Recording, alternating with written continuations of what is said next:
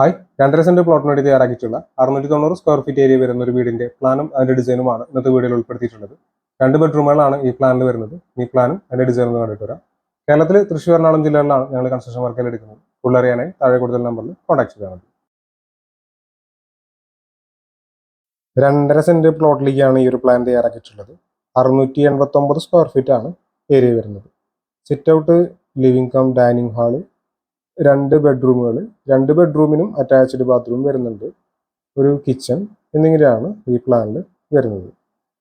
690 square feet area വരുന്നതുകൊണ്ട് തന്നെ 11 മുതൽ 12 ലക്ഷം രൂപ വരെ ഈ ഒരു വീടിന്റെ നിർമ്മാണ ചെലവ് കണക്കാക്കേണ്ടതായിട്ട് വരും.